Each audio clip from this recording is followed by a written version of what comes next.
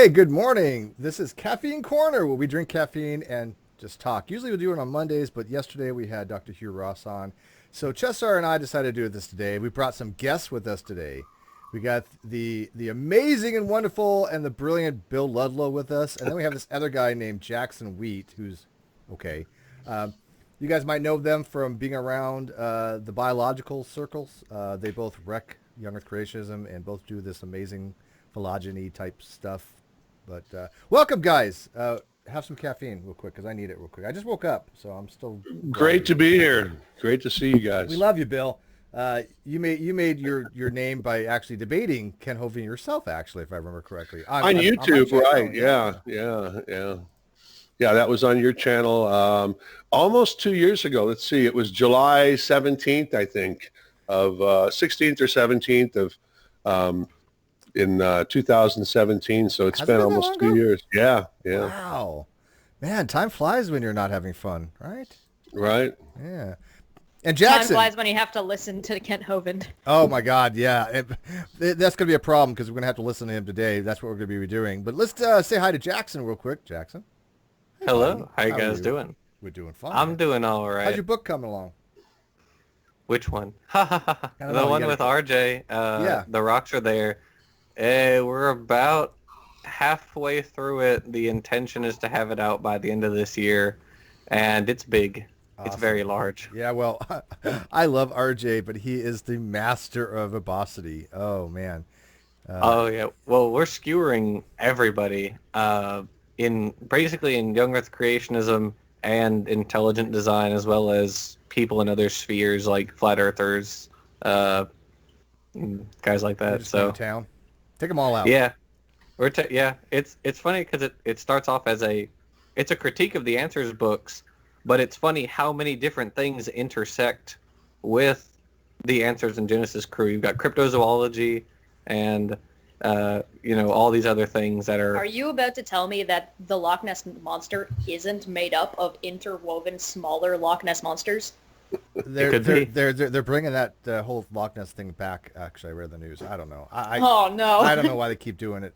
But anyways, that's Cheshire. She actually is doing these caffeine corners with me. Like I said, we usually do them on Mondays. This week and next week we're going to have to do it on Tuesday. Sorry, Chesh. Hope it doesn't interfere with Canadian time. The time doesn't exist in Canada. It's fine. Yeah, well, on a flat Earth, it really wouldn't. So. Got a couple quick super chats already. Chuck, $1, thank you. Dakota Johnson, $5 to help pay for your glasses. I'm getting new glasses. It's just one matter of time. Sure you are. I am doing it. I'm making it happen. It's just so many things going on. I don't even have time to breathe. I finally sat down and finished Portal 2s last night, so that was my big accomplishment. I hope those are just reading glasses. No, I'm they're nearsighted real as can be. So, oh wow. Yeah. All right. So, anyways, we're going to be kind of doing a impromptu review of the Godless Engineer Kent Hovind discussion, debate, whatever you want to call it, on Modern Day Debates channel. I have not seen this yet, nor has Cheshire. Bill and Jackson have, so they're going to kind of guide us. What we're going to be doing is hopefully I've tested this out and you'll be able to see it and hear it inside the group and in the outside. Let me know that if you can on the outside ASAP. But I don't have any timestamps. We're going to kind of go through and just pick random points and then kind of have these two fine gentlemen here answer the questions, I think, a little bit more appropriately than what I heard that GE did, but we'll kind of take it step by step. So, Dakota, $2 super chat to help Steve breathe. Okay. I breathe easier when you send me money, I guess. Breathe in, breathe out. Centered. Breathe in, my chakras breathe are aligned. out. This is my sixth perennial chakra gland. Is that how it works? I should do a spook chakra video. Hey guys, before I forget, because I probably will, I want to do a shameless plug for my creationsciencefiction.com website. I've put in a ton of time on that in the last month. So if you've seen it before, check it out again. And I'm actually working with Jackson Wheat here a bit, with Paul Ann's Paulogia and Tony Reed on some of the content. So there's a Refuting Creationism page now with about 50 topics so far, where you can go and click on them. They're alphabetized. Click on the button and get like a short video or article or whatever on whatever that topic is. And within the next month, it should get up to about 100. I'm going to cover almost every single topic that they bring up. So it's like the dream team, man. Yeah. You guys are the reasons why I don't do much of the younger creation any longer, because I used to debunk younger creationism, but the new crop of people came along and just put me to shame. And so I don't need to bother when you got Paul and you got you and Tony and Jackson. It's like you guys are the preeminent dream team against younger creationism. However, I'm still in the sidelines. I mean, I'm not put up the pasture yet. Well, you do a lot of different things, though, too. But I'm tonight I'm going to have a hangout on my channel at 10 p.m. Eastern time with Jackson, Paul, Gia, and Tony Reed, just to talk about that and some other things too. So that's going to be fun. Yep. Awesome. Yeah, I'm excited. Jim Hill, my buddy Jim Hill, $2. Bill still has one of the best debates with Kent. Yes, I totally agree with that. That's true. Yeah. He did wonderful. All right, let's jump into this. So like I said, you guys have seen this before, so maybe you can kind of guide us. I kind of jumped in at 22 minutes in. I kind of wanted to go more for where Kent is asking or saying things and then seeing how well Godless Engineer kind of replies to it. But let me see if you guys can hear this. Ready? Mm-hmm. Oh, wait. Okay, now, see, I can't hear it now. Oh, I got to screen share first. I know what I did wrong. Okay, so let me start sharing first. Now you guys will be able to see this. Right? Mm-hmm. All right. Can you hear this? No. Oh, my goodness. It just worked 30 seconds ago. What'd you do, Chesh? Wait, what? What'd you do? Me? Yeah. What did I do? Yeah. Hold on a minute. I've just been eating Ringolos. I can It must be my camera. I'll have to turn the camera off because you can't hear me. I'm not hearing anything in this video, and I just literally played it. Yeah, it worked like 30 seconds ago. Like 30 seconds ago, it just worked. What are you doing to me, Chesh? I don't understand this. Help me, people. Help me. I don't have a producer. Dave was busy. I did rely on him today, or tried to rely on him today. Well, okay. We'll walk through the steps. We're back. Can you hear me okay? Nope, they're there. There No, I hear it now. Oh, it was on their end. I just happened to get to a part where they were muted. Oh, that's right. They were muted for a But while. according to Yeah. evolution, Oh, things see, are couple automatically. times. You would think it would happen That's with so Don't blame me computer for then. this, They're then, simple people. This compared was to on human self. Modern Day Debate's fault. How funny. Okay. Hold on, James. I think nobody can hear you. See? I hear James just fine. Now, you guys can hear that in here, right? Mm-hmm. Can you guys... Sorry, folks. Yeah. I had myself the outside muted hear on that? Streamlabs. Basically, Can you make it a little louder, We're good to or- go. We're thrilled to have No. Team Hovind back. No, I was no. afraid it was a power outage, but we're good. So we're going to start it back up. There we Godless Engineer has 5 minutes and 20 seconds. Thanks everybody for your patience out there. Glad you're sticking with us. And Just let me know if the John, outside the floor chat is can yours. hear it. Okay, they can hear it. All right. Okay, so I'll start at my most recent section. So I have a lot of problems with the flood model because I feel like uniformitarianism and basic geology have been well supported throughout time. So it's really up to me to, explain why the flood model doesn't make sense. So for one thing, it would require 2.25 quintillion meters cubed of water more than what we have here on Earth. Now, I've been watching a lot of you, Kent, and it seems like you maybe you still follow this whole hydroplate theory, and it doesn't actually hold any water. Oh, that's kind of a bad pun. Did you get Well, yeah, but come on, it's not as bad as some of Kent's. Oh, sure. Okay. That's What do you true. want? Okay. I'm sorry, but this argument's just not gonna float. Oh. Right. Yeah, I think this argument's kind of all wet. At this point, can I say one thing? At this point, Yeah. I want to mention the topic. The topic is: was there a flood of Noah? Now, that could be interpreted even by old Earth creationists as a regional flood. So, they left that open too. Obviously Kent's going to argue for exactly as described in Genesis, but, it was a very broad topic. Was there a flood of Noah? Well, there could have been a flood in that region at some point prior to what they wrote about it, the myth started at.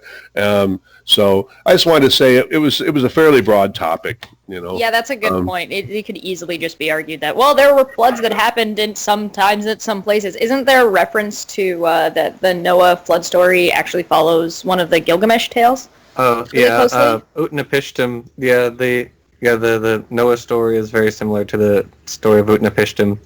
But So I it's- think they both arose from the Sumerian story because it's the Iraqi floodplain, and I believe there's evidence that there was flooding in that area around the time one of the Sumerian heroes of the flood was supposed to have lived. So it seems the most reasonable argument would be to say that a flood did happen, the flood of Noah. Probably more than likely there was a flood that happened. It's just the story is now gone into legend and has been blown out of proportion. Yeah, Robert Rowe Right. from Sentinel Apologetics, a.k.a. General Han Solo, he has videos that he's done on that, and he has papers that he brings to the table that suggest something along those lines, which I think is far more likely, clearly. I mean, the whole global flood, and which is what Hovind promotes, is clearly nonsensical. It cannot happen. But Sam makes a really good point in the chat. They said their friend Noah had a flood in their bathroom once. yeah, well, that's going to So be that would count. Yeah, that's a 3,000 flood years of Noah. from now. Yeah, that'll be another, it'll be another biblical mythos. Now, like I said, so it starts off like Godless Engineers, obviously correct about uniformitarianism. I think that has been well established. I think that catastrophism, it went out in the 60s. I think it was kind of the death knell back in the 60s, if I'm not mistaken. Bill looks like he's really deep in thought. Or He frozen. disconnected. Yeah, He's sure. frozen. He disconnected a minute ago. The idea of, That's a bad photo. catastrophism. Let's say that's a bad photo for him to freeze on. By the way, I don't know. I don't It even looks see like him a on my driver's screen. license photo. Yeah, he's like just like a deer in the headlights. Okay, go ahead, Jackson. Sorry. I don't even see him on my screen. Oh, I do. Huh? Weird. Do you guys see him in the outside video? Because I'm Yeah, he's in the. We can see him in the outside video. I don't see him on the internal, but I see him on the outside. There he is. He just came back. There you go. Jackson, go ahead. Did you want to address that real quick about uniformitarianism versus Oh. catastrophism? Oh yeah, it's I mean the catastrophism. I mean clearly there have been catastrophic events in Earth's past, like we found the Tanis site earlier this year, which shows that the meteor that had been long theorized to have hit the Earth to kill the dinosaurs. Here's some evidence from a few hours later that it did, and so it's clearly not the same. The catastrophism of today is clearly not the same as it was in the 1800s, where like a global flood hit the Earth. But yeah, uniformitarianism is the predominant theory in geology and also in biology. So Yep. Okay. By the way, I don't know why Chess, you're going to have to help me later on. My black background in Skype just for some reason loves to go back to blur. You saw it earlier. I didn't have my background blurred, and yet I don't know. Whatever. All right, continuing on then. Unintended. For one thing, where did the water go exactly once it retreated? Like where did all of that water go? That's a lot of extra water on this planet. One thing to say about that, one of the things the creationists have actually tried to put forth is that there is water that's, and it's not even in molecular form, that's like 400 miles deep in what is it, ringolite? ringwoodite. Ringrodite. These are, I can never be a geologist. Too many hard words. Can you kind of explain that real quick? Because but first of all, that wouldn't be enough water for what they're talking about. And second, Chat says God drank it. God was thirsty. Well, even if it were enough water, they Oh, wouldn't. Can you guys hear me now? Yes, sir. yeah, go for All it. right. Yeah, even if it were enough water, there's no way to. It's in the molecules of the rock. It's Yeah. it's not like rocks full of liquid water, as we know it, and there's no way to take it out and put it back in again. I mean, Right.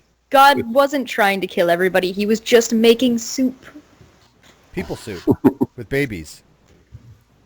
Yeah, And all the animals. It That had is- all the stuffings. It was a really fancy soup. and most of it is Yeah. not even in molecular form. It's disassociated.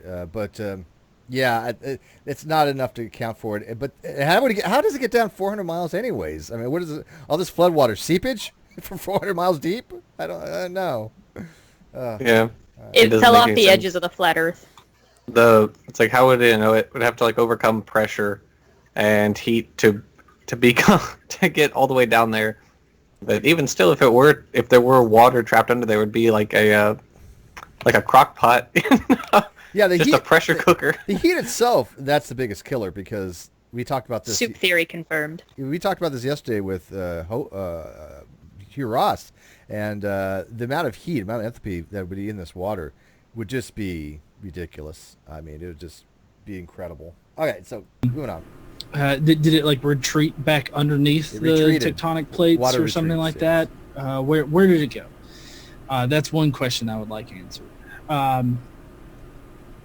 The inability of the flood model to answer. Should I go like at 1.5 speed? G speaks really slow because. Okay, so let me.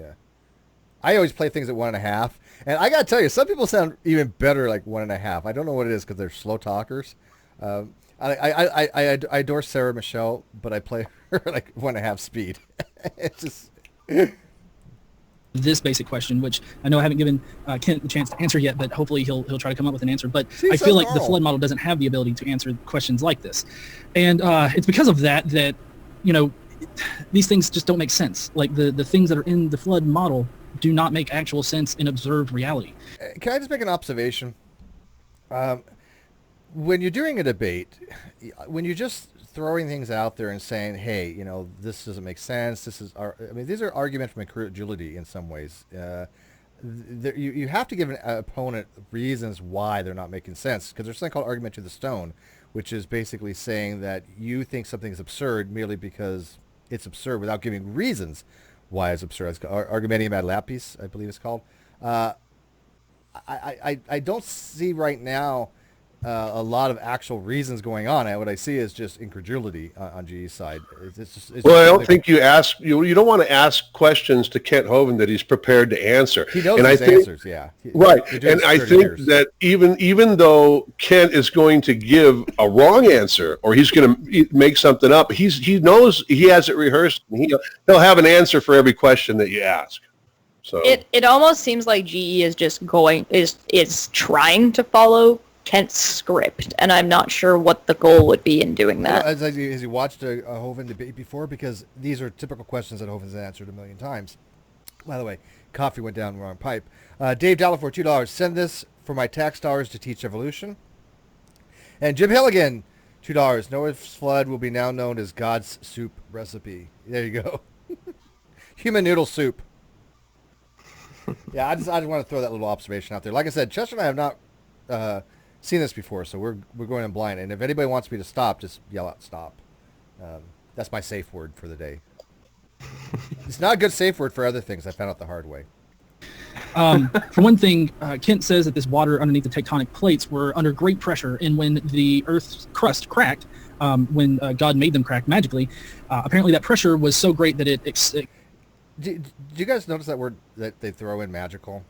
I think that's kind of, and I hate to say, it's kind of poisoning the well in some ways. I mean, if you're going to have a debate with somebody, when you start throwing things like Sky Daddy and magical, I had a video with Cirrus on this. I don't think it adds anything to the discussion. That's just me. Well, you guys may disagree. I mean, I agree. I have been guilty of that myself when I debated, and I say that in quotes, standing for truth. I talked about, these are the mechanisms of evolution. What is the mechanism of creation? It's magic. I understand that it really doesn't help. It kind of alienates your opponent, and I kind of get that. But. Yeah. It's meant as a discrediting tactic, the same way like Kent doesn't call Aaron by his name. Right. It's a disrespectful. Good point. It's just a disrespectful tactic, something like that. Now it can be utilized. I'm not saying don't necessarily use it. There are points where sometimes you just get to the point where no, that's literally just magic, and we don't have any other word for it. A miracle and magic are essentially synonymous. So by saying one versus the other, you can use it as a tactic like that, but in other times it just ends up being the most appropriate word for what's going on. GE's using it as a disparaging tactic. Yeah, you have to use rhetoric in a debate. Don't get me wrong. And by the way, becoming a good person at knowing how to use rhetoric, what do they call it? Rhetorician? There's a word for it actually out there. But when you are really well versed in rhetoric, that's fine. But I distinguish between positive rhetoric and negative rhetoric. And like for William Ray Craig, he does negative rhetoric. I mean, a lot of these apologists do a lot of negative rhetoric. I don't want to see that from the atheist side. I want the atheist side to have positive rhetoric. And this is one thing that Can you give me an example of the negative well, rhetoric? I mean, Cheshire William actually Lane did. She gave a brilliant example. I mean, if you're using it as, just to kind of poison the well pejoratively, that's negative rhetoric. It doesn't add anything to the conversation. It tries to obfuscate. It tries to just not really explain anything or suss anything out.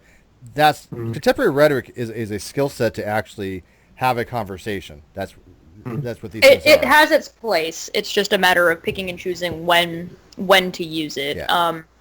Sometimes it's a little bit worse and than others, where you're at this point you're not even addressing what they're talking about. And if you're doing that, usually in this case, what I would probably warn GE about, don't bring that up unless they've already done it. Right. If you start it that way, you're starting to hit below the belt. But if they have something that, they essentially say, God did it, and then you say, well, how did God do it? Magic? Now, that's where you're not being pejorative. You're being more of saying that your argument is fallacious, and here's why. In a very short. By the way, this is why I keep Smitty around. He's my pocket brain, because certain words I can't pronounce. I know what they are. I just I guys have a problem with speaking sometimes, and the word rhetorician is just a word for some reason that my brain doesn't allow me to say, even though I know what it is. Can you guys say it? Rhetorician? Rhetorician? How is it? No, I don't think it's how you pronounce it. Rhetorician? Is it how you pronounce it? I don't know. Okay. Ask I don't know either. See, I'm telling you, some words are just not meant to be said, spoken aloud. Side note, we also don't know if Kent has already brought this up. Fair enough. So when I'm saying that, maybe GE should not bring it up first, I don't know if GE actually has not brought it up first in this context, because we haven't seen the whole video. Hi, Harry. Just a heads up. Hi, Harry said it would be rhetorician. Rhetorician? Rhetorician. I don't know. Oh, that guy makes it. Rhetorician. Okay, good enough. See, we learned something new as one here. There you go. Moving on. It caused the water to Everybody explode go out of- spam Red's rhetoric with that. Yeah, well, I guess, you know how long it took me to spell Red's rhetorics, right? fault lines. And I just want to know where this pressure was coming from. I get that you say that the crust was sort of floating on top of this, but even so, you would need a pressure from inside, the Earth, from the inner core, pushing out on it in order to get the directional vector that would be spurting out of the crust. So was the inner Earth expanding? What was causing that pressure from the center of the Earth to cause the fountains of the deep to erupt? And if so, what happened? Did just the Earth get bigger? The mass of the Earth would get bigger because obviously rock and everything that the inner core and outer core is made out of is much denser than water. So that would mean that the Earth would have been lighter in the past or something. I'm not exactly sure how that works out, but it raises a lot of questions. But that's kind of the point of this whole line here, is that these alternative explanations that you have and you've always espoused only cause us to ask more questions that you can't actually answer. And it's because they break the natural order of things in observable reality, and they do so for supernatural reasons. Supernatural explanations for things have never actually explained anything. All supernatural explanations have been replaced by actual natural explanations that are observable and repeatable. You may claim that mountains weren't as big as, say, Mount Everest, because I know that you pointed out in your intro there how there's enough water on the Earth to conceivably, raise the water level 8,000 feet. And I haven't actually checked that number, but assuming that you're correct, you would actually need a whole lot more water in order to flood the entire Earth. Now, he's going back to the Walt Brown hydroplate theory a little bit here. And also, it's easy to say, hey, look, we've never seen anything supernatural. That's a given. I think everybody agrees with that. But, Kent's going to concede something like that, I would imagine, right? But that's not the crux of the argument. I mean, just because we haven't seen anything supernatural doesn't mean that it hasn't happened. But I'm not quite seeing what the point of their discussion is. Well, he makes a good point, though, that everything, things that once were considered supernatural have always been explained by something natural. There's never been a confirmation. I use the same point, yes. No, that is a good point, because the thing is that even if there was something supernatural, there's not really any way for us to tell that it was. Yeah, that's the problem with science. Science cannot test for the supernatural for that very reason. Chuck, $1. Thank you, Chuck. But then that pushes you into the position of having to move the goalpost. Because when I point that out, you'll just say, oh, all the mountains were, let's say, less than 8,000 feet tall.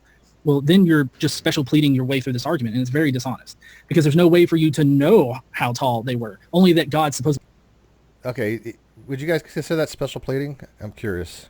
For I don't see how that's special pleading. Special pleading is when you say something and then you give a unjustified exemption for that. Like all cows give milk except Bessie, and then you don't tell why Bessie doesn't have the ability to give milk. Maybe I wouldn't necessarily call it special pleading, but it is a sort of an excuse, because he says, yes, there's enough. It's like, okay, well, the land was covered by water, but then you point out there's not enough water to cover, like Mount Everest, for instance. They say, okay, well, to fix that problem, we're going to lower all the mountains. So it seems like they're just kind of coming up with excuses. The goalpost, but that's not special pleading.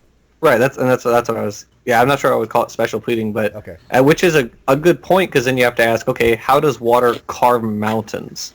And how would you even be able to demonstrate that the mountains were all shorter? Right. I agree with that. You run yourself into another problem, which is what G's pointing out. He's like, I can bring you all these questions, but you're just going to move the goalposts, and your answers are going to cause more questions. GE makes a really good point here. It could probably be said a little bit better, but he's right. I agree with that.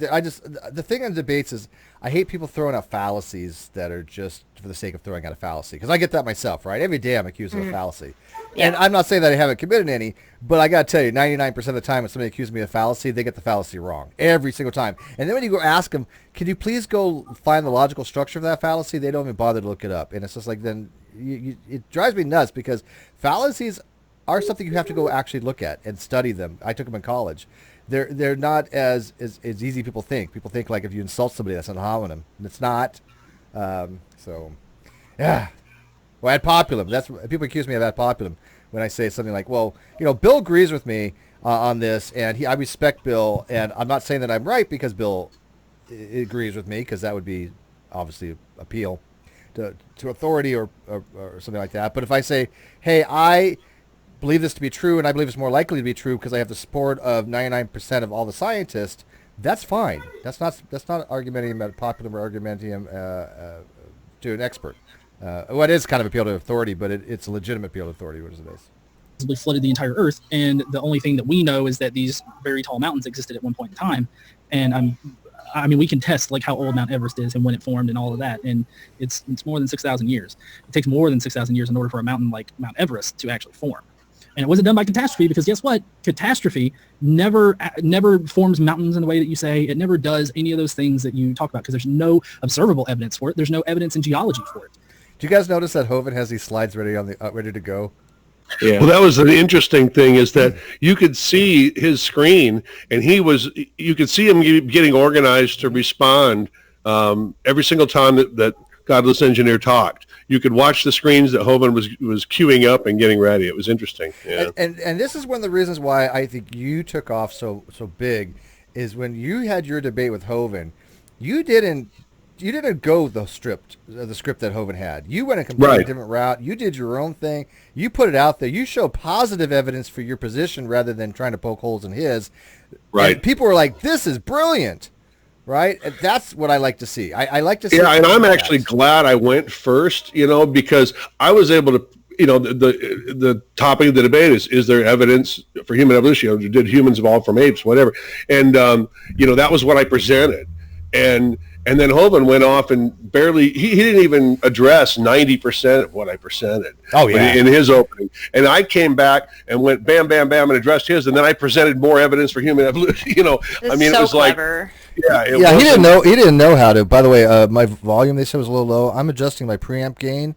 I've got it at about 10 dB right now, so if I'm guesstimating, but it's not sounds clipping. Good to me. Yeah, but the outside. Yeah. So let me know, because it sounds different from the outside. So let me know if that fixed that problem. If I'm back, usually people say I'm too loud, so I've been turning it down. But I think I might have adjusted it too low then. I always think it's interesting and more beneficial in the debate. It's good to know your opponent's arguments and be able to poke holes in them when they come up, and do so quickly, so they can't get away with like a gish gallop or anything like that. But it's also so beneficial to make your own points. Right. Absolutely. Yeah. Now there are some times there are some debates where it's just completely throwing darts against your opponent, and I understand that. Some people prefer that. I know that, like when Matt Dillahunty does debates, that's his style. I'm not saying that it's not. I'm not saying that you can't do that. That is one type of argumentation theory. Nothing wrong with it. I just don't prefer those types of styles myself. There's also something to be said. I'm curious to see, because we can see Kent preparing, which is that's a good. You should do that. So I'm interested to see when we get to Kent to see if we can see if GE is preparing in kind. All right.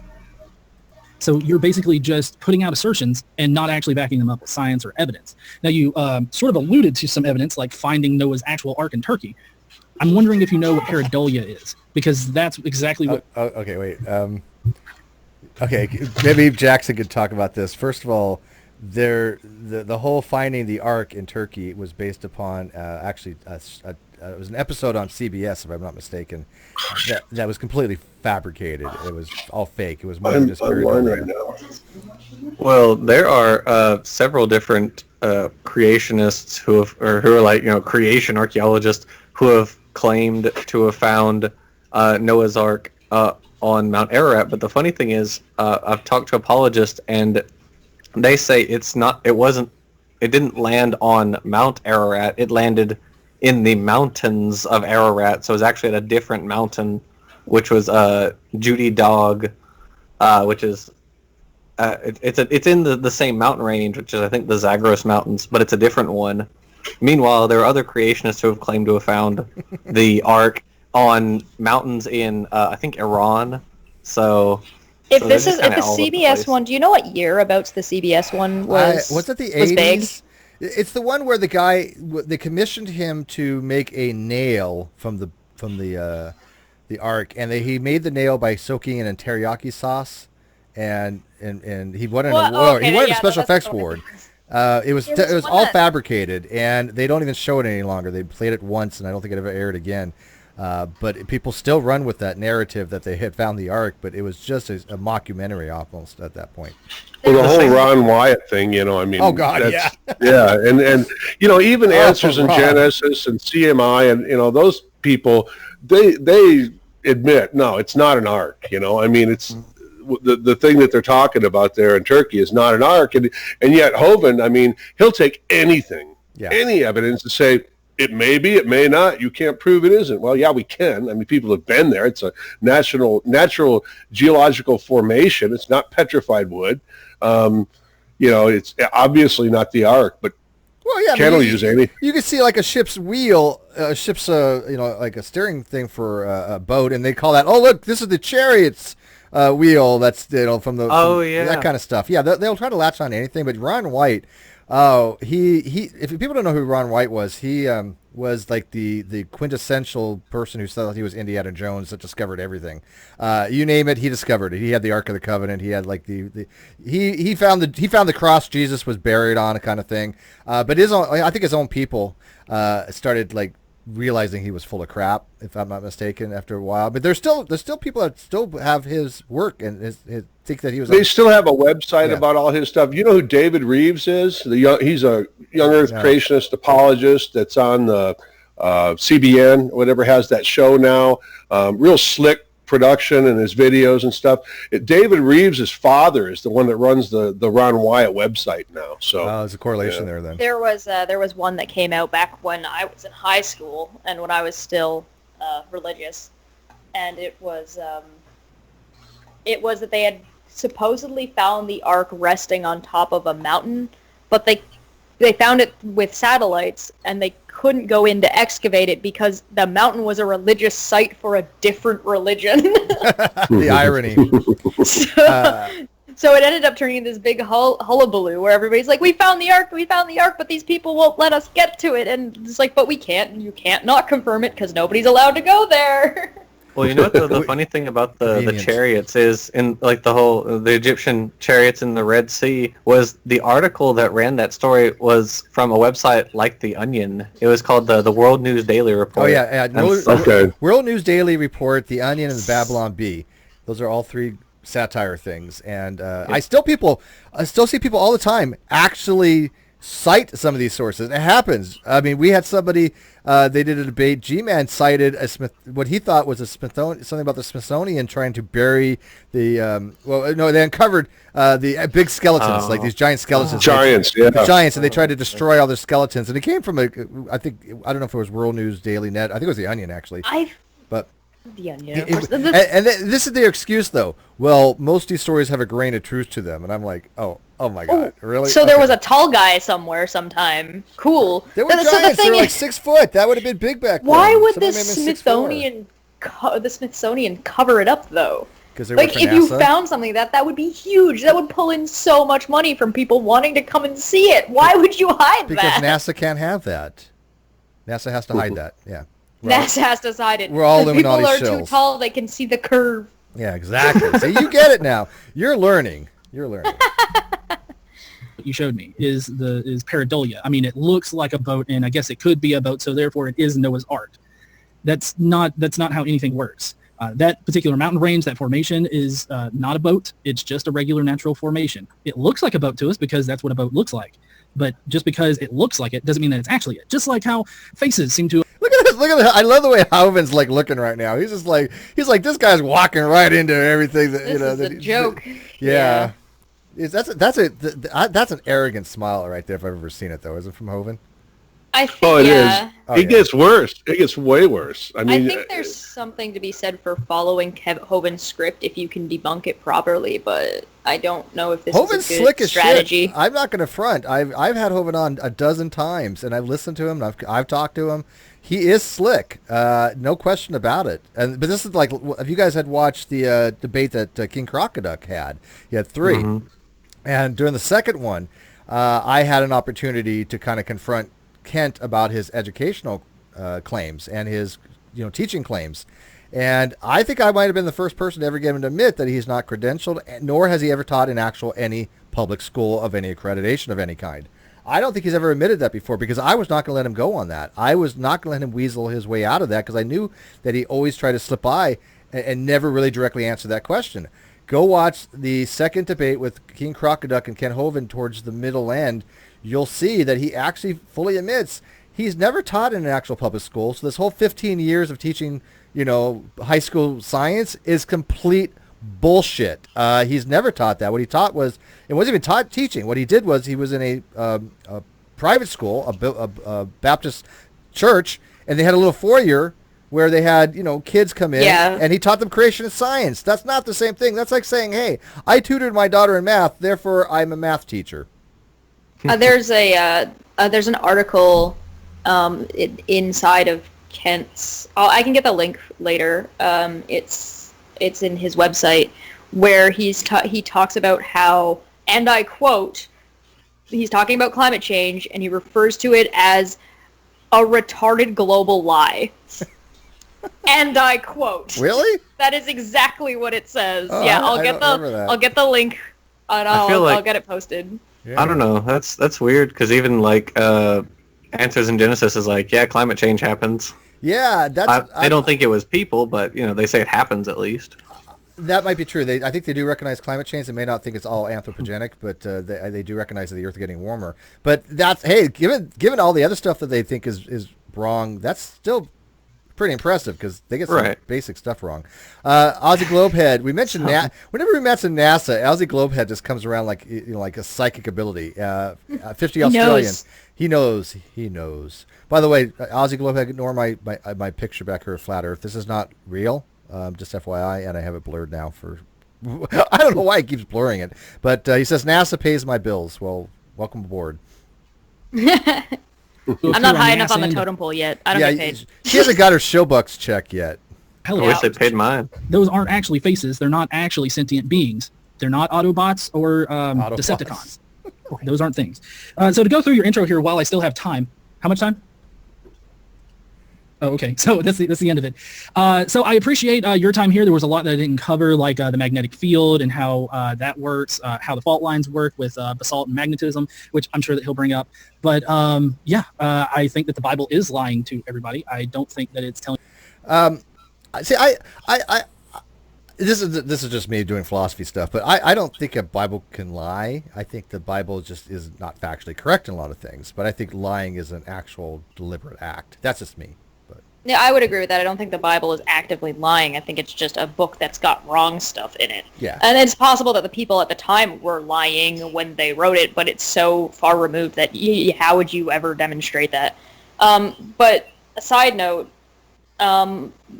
if you're ever doing a debate, and it's this kind of a formal debate, practice ahead of time so you know how long your spiel is going to be, so you don't end up being like, oh, well, I didn't get to this, or this. So that way you can actually just... Yeah, that's a good point.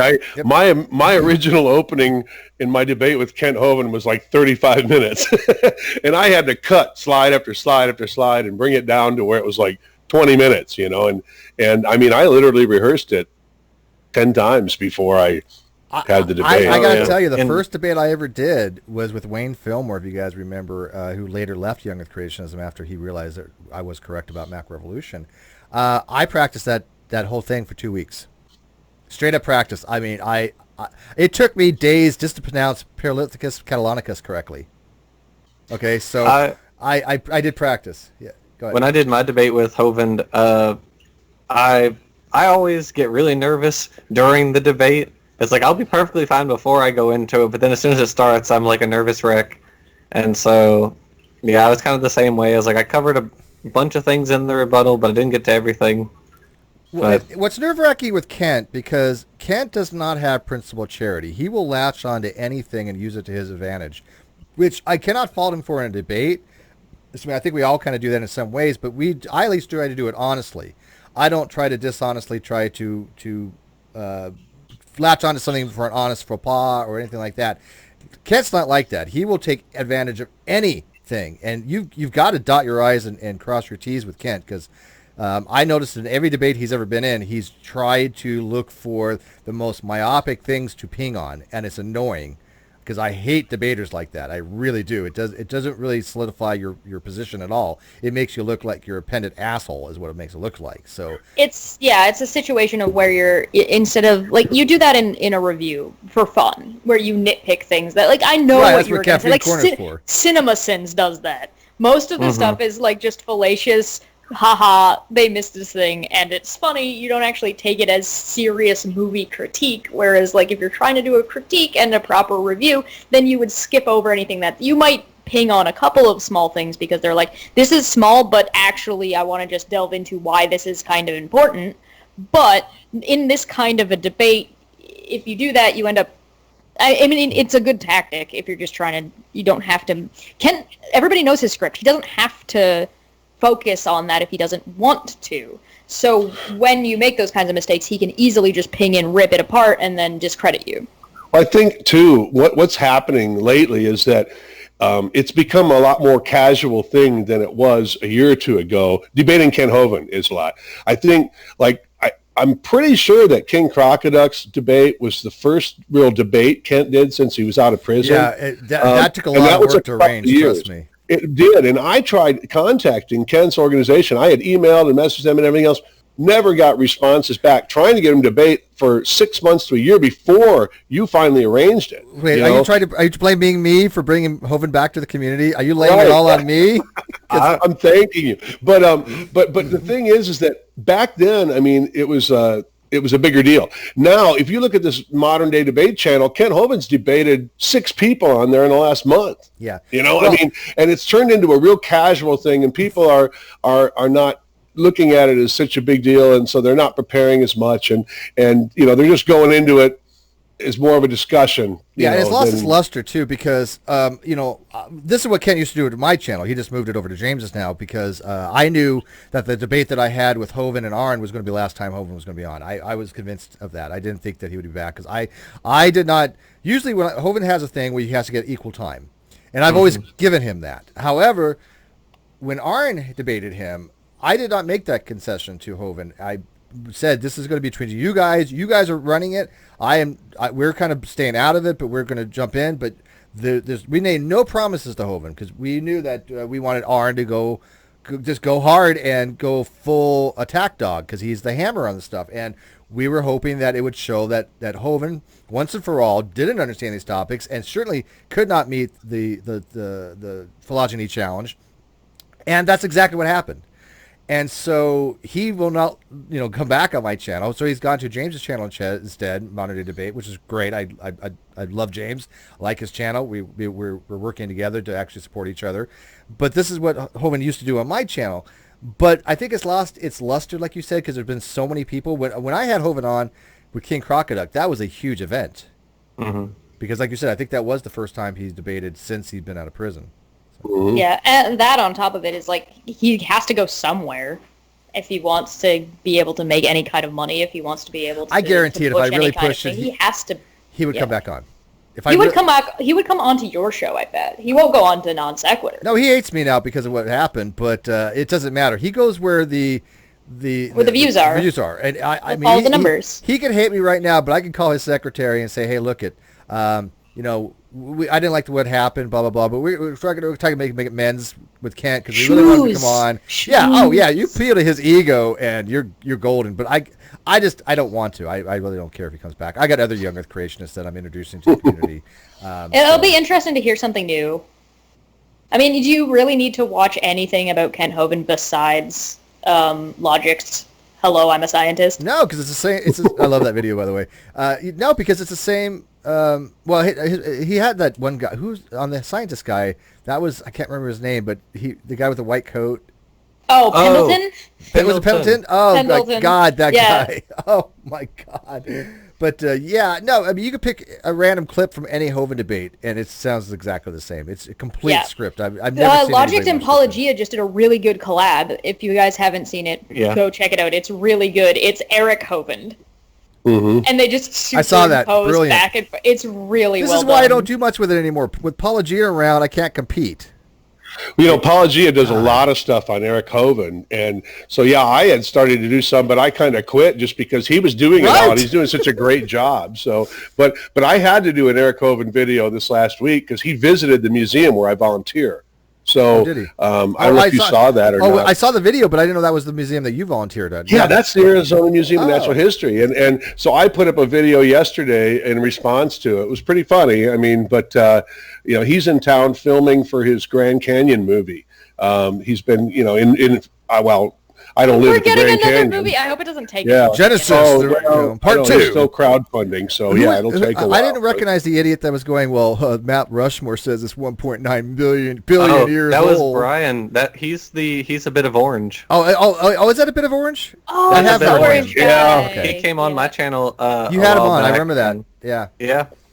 Yep. So He's a anyway, I citizen. did a rebuttal video. It's pretty funny. It's only about 7 minutes long. Watch it when you get a minute because it was pretty good. Will do. But he was in my territory. Damn it. Yeah. Well, let me ask your professional opinion because I've already weighed in on this numerous times. I think Eric thinks all this is bullshit. I don't think he buys into any of it anymore. I think he's a con man. What do you think? I think you're right. I think he was raised with it. I think when his father went to prison, I think that he became involved in the family business because that was what was available, and he was able to take it and run with it and make a living doing it. I honestly don't think he really buys into a lot of Yeah. it. Well, he just gets crowdfunded and doesn't have to do And he's anything. so immature. I Oh, mean, yeah. if you watch that video where he was at our museum, I mean, It's almost like beating your kids isn't effective or something, Ken. yeah. well, I noticed when certain people really say some really stupid rhetoric, like Eric does, that's when I have to go. I think you're just don't believe any of this bullshit because it sounds so disingenuous. And I've talked to Eric numerous times. He's been on a few times, and every single time I've engaged with him, I just get that feeling like he's just not being anywhere near honest. So, all right, moving on. Telling the truth about. It's fine.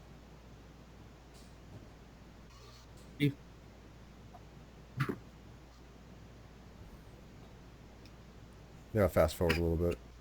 Used to be stored in the crust of the earth. Psalm 136, similar. What he referred to, the hydroplate theory, I do strongly believe all the scientific evidence points to this being literally true and scientifically accurate and plausible. There was a layer of water under the crust of the earth. There is still enormous amounts of water in the crust of the earth. They have underwater vents when they got down to the bottom of the ocean in 1970. Now, okay, this goes back to what we were talking about with the ringwoodite. But I don't know is G familiar with that? I don't know, but he didn't. All I can tell you is he didn't address it. And that was a missed opportunity because hydrothermal vents are like the same principle as geysers. They, what it is it's ocean water that seeps down into cracks in the and reaches the point where it gets heated up and comes back up again. It's constant recycling of the ocean water. It's not water down in the earth that is being released into the oceans at all. So what Kent uses as an example there is absolutely wrong. Absolutely wrong. I mean, he's using hydrothermal vents as an example that water is being pushed up from under the earth right now. Well, yes, it is. It's ocean water being recycled. So, I mean, pushed down, going down into the cracks and fissures, and then being pushed up because of the thermal activity. So, yeah, never saw that the water cycle with the rain and the water evaporating and then running off down and then. Anybody who's looked into geothermal energy would know how these vents and how they're utilized, how they're tapped. Right. But you can't fault them. I mean, you can't know everything. No, I mean, right. But at the same time, I don't know. I mean, but Kent won some points for his people on things like that. And you could see it in the comments. You could see it in that too. So. There's somebody in the chat made a good point. Robert said, GE knocking back the bottle won't play well with Kent's side, won't help change minds, put it that way. That actually brings up a good question. What was GE's goal for this debate? Does anybody know what he was trying to do? Like, was he trying to change Kent's people's minds? Was he trying to talk to Kent? Was he doing something maybe a little bit more self-serving and getting himself like trying to garner himself more credit? Like, I don't know what his goal was in doing this debate. Yeah, I have no idea because I haven't watched it. By the way, I am doing several things at the moment because I don't have a producer right now because Bullinator's working. Although I'm trying to get him to produce. But I guess we're like 430 people watching right now. Amazing, thank you all. And sorry, Violet Blue. I edited out a bunch of people. My people have been around for spanners and stuff like that. So some people I just removed. It wasn't anything personal, but I give it back to you. Don't worry, love you. But yeah, I was just getting. It was too wieldy to look through the list to find like bad mods, and so I just kind of edited it down because I had some mods that are just I don't want around. So, anyways, let's continue. So if you got a wrench, you're actually you're okay in my book, except for Smitty, who likes Smitty. 1977, Jacques Cousteau discovered tens of thousands of underwater hot water vents shooting water up into the bottom of the ocean. Well, it has to be coming from lower than that, or it can't be shooting up into the bottom of the ocean. There are tens of millions of hot water vents. So the Bible clearly teaches there was water in the crust of the earth. The scientific evidence shows us there is still water in the crust of the earth. It's not and liquid the Bible says water. The fountains of the great deep broke open. You asked, John, where did this pressure come from? Well, this is. I know you're an engineer, but you're a different kind of engineer. It's called gravity. Okay. The fountains of the deep broke open. Wait, what? Wait, what? Help me understand this, somebody. Dave Dalla for $2 my rent for a wrench. It comes from gravity? Did Ken just say that GE isn't that kind of engineer? I heard that too. Yeah, GE isn't that kind of engineer. Use face.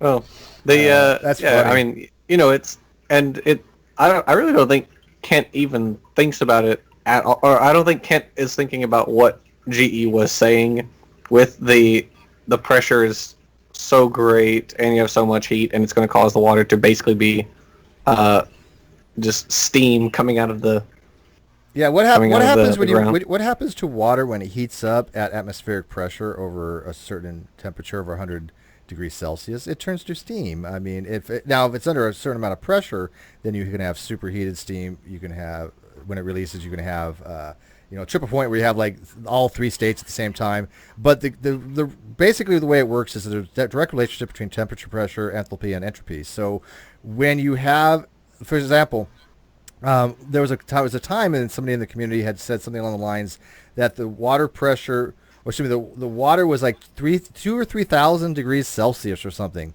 at atmospheric pressure. And somebody actually did the math on that and it actually came out to like 10 to the 27 gigapascal pressure it would take to keep that water in water form at that kind of temperature. So a lot of these creationists don't seem to realize that their math and physics don't add up. Well, it's the same with the ice canopy. Some of them say there was an ice canopy or a vapor canopy over the whole Earth. It's like the pressure needed to keep that up is insane. It would destroy all life on Earth. So I love those everybody dies scenarios. Mm-hmm. Yeah, it would work, yeah. But everybody dies. But rock on top of water would exert pressure just by simple gravity, and if it can ever find a place to get out, it'll come squirting to the surface. A cubic foot of rock weighs about 160 to 180 pounds, depending on what kind it is. And if you stack it up 10 miles high, you got 30 tons per square inch. Just simply gravity. And you notice how on the fly he has these slides already at the go, right? Mm-hmm. Now, I used to have all his slides, believe it or not. Somebody in his organization sent me a copy of his slides directly from his hard drive. I had them all. It was on an older computer. I don't have it any longer, so I don't have access to it. But he has had these slides for how long, Bill? 20 years. Yeah. And he doesn't update them. So, Udin, Rodic, $2. Elephants come from pine trees. Science. Yes, that's a fact. Ken just did all the groundwork at the beginning 20 years ago and is like, nah, I don't need to do anymore. Yeah, it's been running the same game for decades. There's your pressure. You mentioned pressure inside the Earth? Well, no, it's just simple gravity pulling the rock down. Once the rock cracks and finds a place the water finds a place to escape, it'll launch things out into orbit. All you have to do is get up to escape velocity. At the surface, it's about 25,000 miles an hour. Shit, somebody called NASA. We don't need all the extra tech. There you go. That'd be a great launch pad. That's where the floodwater went. Is that what he's saying? This is definitely Free's lunar Pataki theory right here. This is definitely Free. But the Thunderfoot actually did the math on this one time. I think he calculated that the highest anything could actually go was like 26 kilometers or something along those lines. Kent Hovind just confirmed that Earth Chan is a squirter. Yeah, I mean, anybody who knows a little bit about science just looks at this stuff and goes, how could any rational person believe this? But Kent Hovind's followers, they do believe it. Now, in fact, you guys know Standing for Truth. You guys have dealt with him. Unfortunately. He's scientifically illiterate. Yeah. In every possible, conceivable, imaginable way. I mean, he's like Nephilim Free Jr., right? But just the other day, he got the base pairs wrong in DNA. What do you think the base pair combinations were? Well, I mean, yeah, he thought like T and C went together and A and G, and it's like, oh my god, seriously? All he's done is memorize all this creationist stuff. That's all he's done. He's never researched anything. He's never done anything himself. He's memorized all the creationism stuff. He presents it well, Yeah, he presents it as if he's authoritative on it. That's what I got to give Standing for Truth credit on that. He sounds like he knows what he's talking about. Right. But he sure the hell does not. Oh, yeah. No, he doesn't fact check anything. Yeah, they did a couple of videos where they did like rebuttals on my stuff, and I even think they took part of my, Hovind debate and did something, but I never responded to it because it was basically like, here was my thing here, and then they came back and said, nah, this. Right. And then went to the next thing. But, I mean, it was just like, they didn't actually refute anything or rebut anything. I mean, all they did was say, no, it was this, and it was like, it was just silly. This is why I don't respond to a lot of videos that people, like, for example, when they make a video about me and my philosophy, if it's so egregious that it's so fundamentally and fractally wrong to the point where I think the person has done it dishonestly, I ignore it completely. Yeah. Oh, it's not worth it. He did so I made like a 10-minute video on evolutionary predictions. So Standing and Raw Matt made a 50-minute video where they responded to about 5 minutes of my video. And I didn't. Did you guys? I actually have it somewhere. I'll have to find it. But they were supposedly writing a book together. I have the PDF. Yeah. The Google Drive. God. It is. Oh my God, bad. It is like a second grader decided to just try to describe to people how to do differential equations. If you send it to me, I will do a live reading. I will find it. I'm sure I have it somewhere. It's like 600 pages, isn't it? It's huge. It'll be more than one episode. It's fine. Huge, and everything on it is so wrong. If they can do like a 7-hour video, I'm sure I can do I don't know how people get to this level where they are so bad at doing this, because I was going through this and I was laughing hysterically. I was like, these people can't be doing this seriously. It's just that bad. To be fair, a little bit in their defense, it's kind of a tactic to make a video that's so long and that barely addresses anything, so that way it doesn't get a response. Yeah, I mean, that's what Kent was doing to Aaron. Yuhan Roddick, $10. Can't stick around. I'm at work. Here's one super chat to cover a few clever comments about Kent Hovind. Have a good day, all. Thank you. Hope you watch this later on. All right, so continue on. By the way, we're never going to get through all this. We're already at it over an hour. Right. We might have to do That's a okay. part We're going to two. have to do a sequel. Yeah, sequel. Well, we're going to be doing Coffee Corner, I guess, once a week, like I said, on Mondays. I'm not really original on names, but whatever.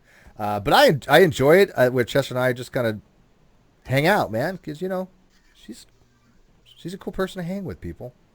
But And I like coffee. And we all love coffee and caffeine. But I got to tell you, for people out there, Cheshire needs better trolls. She's new to the community. She hasn't quite earned her troll. I'll send her a few of mine. Yeah, you just have criminals after you. You have vicious people. Yeah, Beyond trolling. Yeah, you're next level, dude. You're down into where the internet is dangerous. Right. Oh, yeah. Effective gravitational pull of the Earth. So it's common sense. Maybe the craters on the moon were caused by stuff being blasted off of Earth and the moon eventually running into it. It is clear that the near side of the moon crater system is very different than the far side of the moon, indicating something was different back then. And there are huge craters all over the Earth, probably from the rocks that blasted out. So I cover all this on... Now, again, do you think that he got that from Nephilim Free, or did Nephilim Free get that from some other source? He got it from Walt Brown. Did Walt Brown all this actually... hydroplate stuff? Well, I know Walt hydroplate Brown. is, but did I know Walt Brown came up with the hydroplate theory, and I hate to call it theory, but did Walt Brown actually also suggest that the craters from the moon were caused by the ejaculation of water from the Earth that hit the moon? Because I don't remember that part of the I wouldn't theory. be surprised, but I don't know if that claim specifically came from Brown. Okay. We'll have to get our expert in here, Nephilim Free, to give us that information. Oh.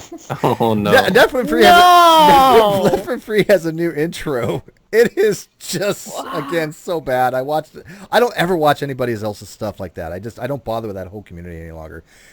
And I don't know why it came up because I thought I unsubscribed to Nephilim Free, but I guess on another channel I still subscribe to him, so I just whatever. But I saw something come up from him that I had to go watch, and it was a promo thing that he did, and I was like, oh, no. Sweet's in the chat telling you no. No. Like, I won't be on that show. No. Dude, first of all, Sweet tells me no all the time. I'm used to it, okay?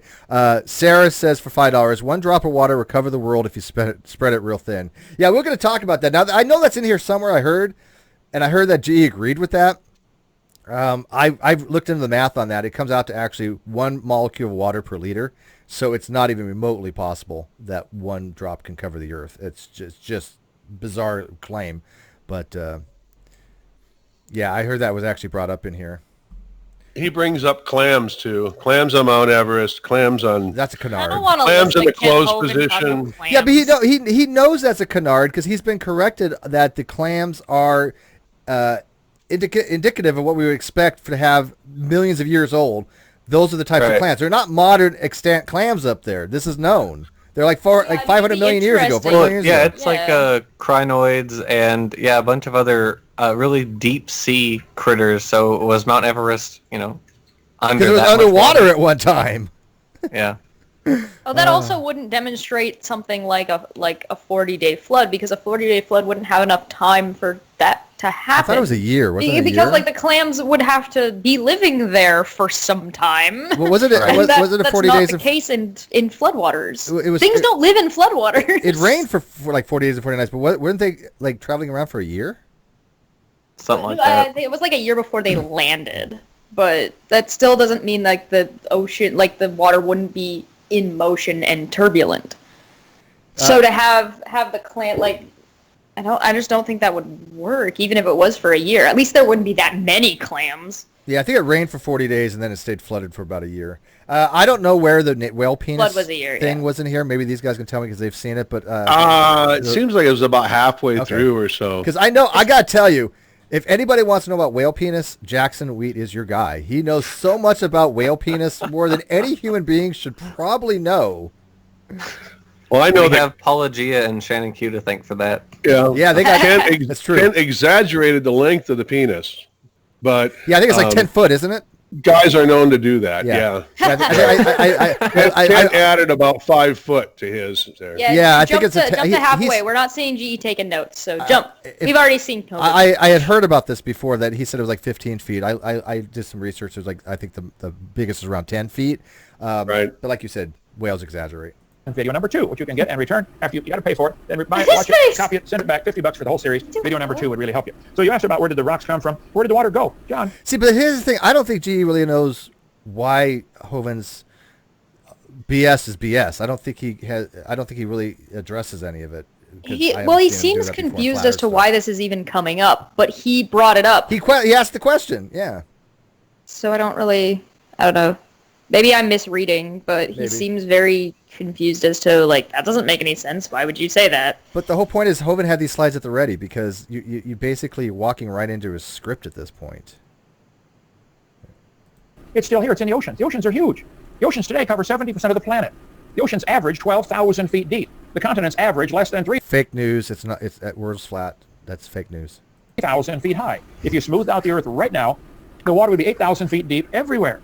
You said there's not enough water to cover the Earth. For heaven's sake, a cup of water would cover the Earth if you spread it real thin. I said years ago.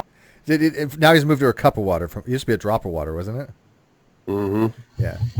That 1 drop would cover the Earth if you spread it real thin. That's true, but you get down to just a few there he molecules goes. per It's not true. Here. So, with that, want to let you know, we are thrilled to have both the speakers here, and we would just ask that... As there's a lot of... 1,000 feet deep everywhere. You said there's not enough water to cover the Earth. For heaven's sake, a cup of water would cover the Earth if you spread it real thin. I said years ago that 1 drop would cover the Earth if you spread it real thin. That's true, but you get down to just a few molecules per square centimeter. But it's true, 1 drop would cover the Earth. No, it's 1 molecule per I don't think, even if you did, push the continents down. Yeah, 1 liter is pretty big, and 1 molecule per liter. Okay, in order to say that the one, this is how I look at it. Maybe Bill can jump in, but I look at it to say that it covers. You still have to have intermolecular forces between the water molecules. At 1 molecule per liter, you are not going to have intermolecular forces, which is I think a dipole hydrogen bond. You're not going to have that at those distances. It's not. You wouldn't notice the water at all. Yeah, it's just nonsense from the get-go. Raise the ocean floors up. So where did the water go? It's still here. It's in the oceans. Come on down to Lenox, Alabama. We'll drive down to Pensacola Beach. I'll show it to you. And you can see where the water went from Noah's flood. You mentioned about this debate is really about geology and versus the Bible. I love earth science. I taught earth science for 15 years. We'd like to have a quiz on that with you if you'd like. But the catastrophism, the idea that there was a catastrophe, is not a dead debate at all.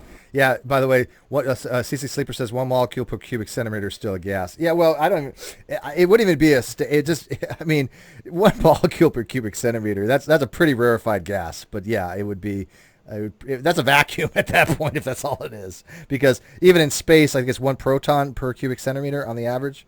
So if you had 1 molecule of water per cubic centimeter, you're at vacuum, if that's all it was.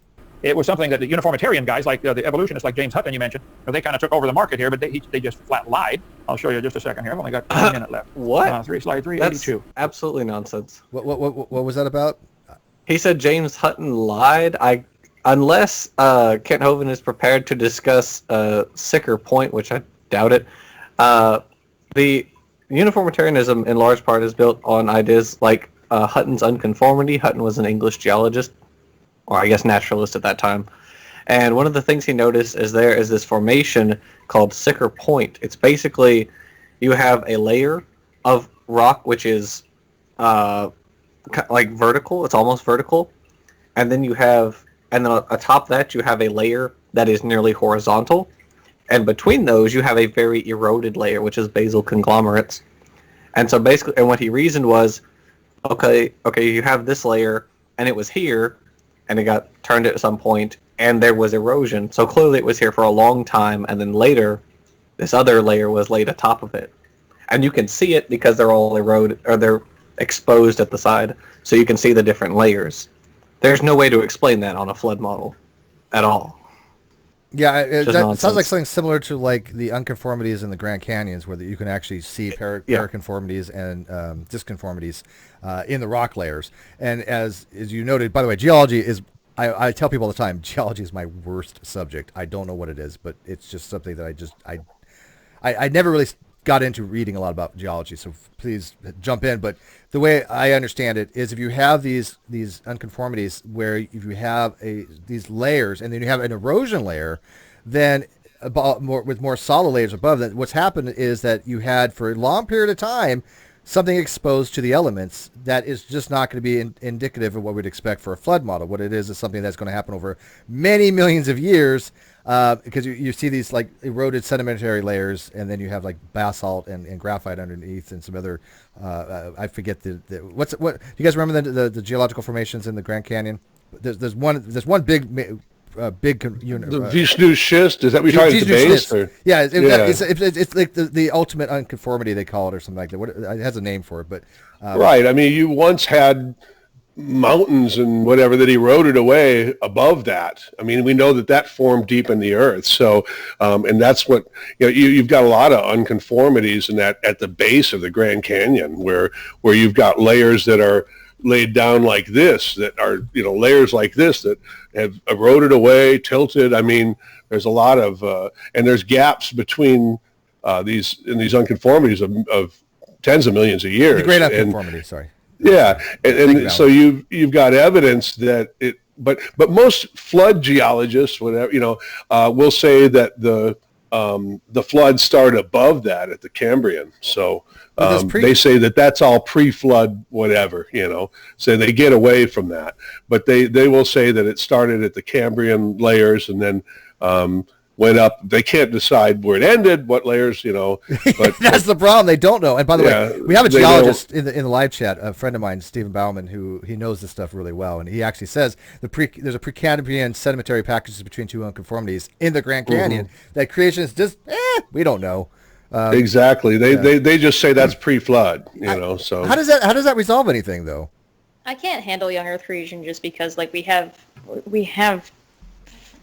written human history and writing that goes back further than what during the flood. The Chinese, they were having like the dynasty. Yeah, they were doing really well. Egypt is another good example. So yeah. Mm-hmm.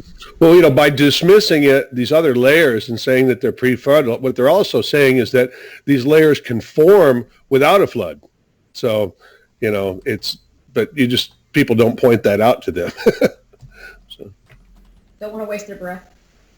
I do like, however, that Kent right now in the screen is advertising himself. Yeah. Well, this is what I've noticed. Kent is a shillbot. I mean, Kent is all about the merchandise. Oh yeah. I mean, that is something that he does that I actually respect. In a weird kind of way, right? I mean, he's a slick salesman. I mean, he is. If this guy would have been in the early 1900s, he would have been amazing. I mean, because rolling in it. He would have been the biggest con man of all time because of his skill level. But yeah, he was a professional salesman. This guy could sell ice to an Eskimo. I mean, I had a sales license to do car sales at one time. People may not know this, but I actually had a friend who owned a car lot, and he was going on vacation. He wanted me to help out. Mug on a mug. And well, in order to be on a car lot in California and sell vehicles, you need a special license for it, right? It is a special license you have, and you have to go get live scanned and do the whole 9 yards. And I sold one vehicle. I sucked at it. It's not my thing. I sold one Ford. Even then, I had help. So yeah, not my thing. Your buddy Steve just said hi, Bill, and I recently met Steve too. Well, I mean, just online, but I just wanted to say hi back. Oh, we got to get you guys together. He's from the UP, so he's from the Upper Peninsula, Michigan, and I'm a troll. I live below the bridge. So. Nice. Well, we got to get you guys together. Used to. I live in Arizona now, but he's my go-to for geology. Like I said, geology will always be my weakest subject, and this is why I want to find more geologists, because it's just.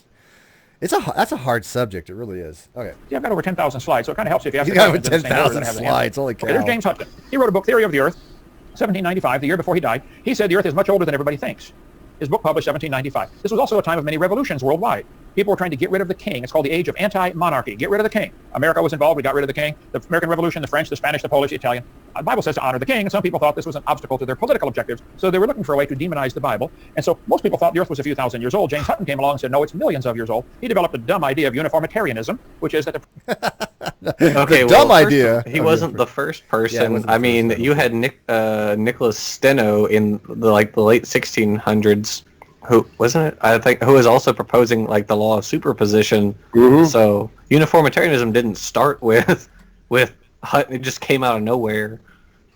That's nonsense. Yeah, and the thing with science is, even if they did think that the Earth was fairly young, let's say, I don't think no reputable scientist thought it was 6,000, 7,000 years for a very, very long time, but let's say they put it in the realm of hundreds of thousands of years. The way science works is as it learns more, it gets a smaller and smaller range. So what a scientist would say is, okay, this is the range of possibilities, right? As you get more toward the ends, your probabilities decrease. So they can say, okay, we know that the Earth is not 20 billion years old. We know that, okay? We know it's not yesterday, unless you're going to go to something like the Omphalos hypothesis, which is like last Tuesdayism, which is unfalsifiable, not science. So it can say, we know that it has to be somewhere in this range. And then as they do more experiments, they narrow that range down more. And it might fall to one more side on a tail. It might fall more this side. But they knew probably, I think, at some point that it had to be around several billions of years. That 4.8 billion years kind of number is basically what 4.58. They kind of narrowed it down to that range. And they say, look, it's plus or minus a couple hundred million years.